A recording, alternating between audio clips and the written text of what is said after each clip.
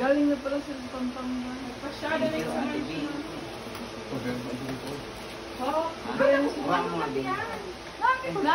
nakalagay siya dyan, tapos plinatri ko yun para makaless space. Sabi ko sa TV.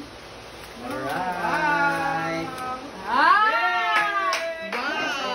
Pampang na talaga, ang the best mga paroon. Ano ba lang? Pero kapili. Hindi, yung ano, gunting. Kasi wala mo lang kami. Makita mo lang. Para makita nila. Demo. Simple lang siya, pero maganda. Hindi may buta. Yung ito pa, oh. Bintana. Okay. Mga ako mali nakasabit. Okay na ba kayo? Pailaw dapat sa ano. Wow!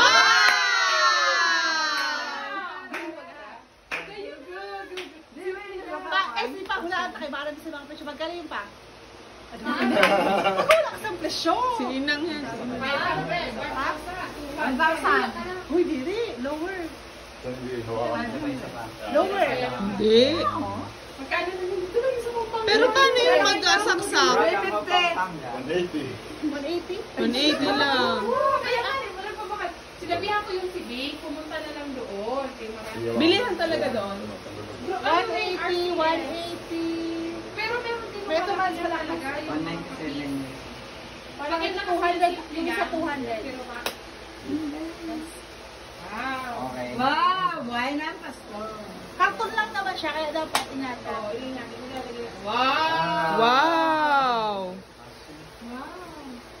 Hindi ka ito, nakaano eh.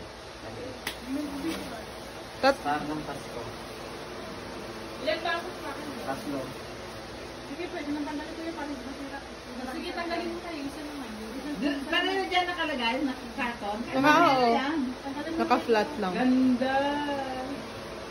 Oo, ano mo daw. Patong ulit. Sinesting ba niya na to? Karton lang.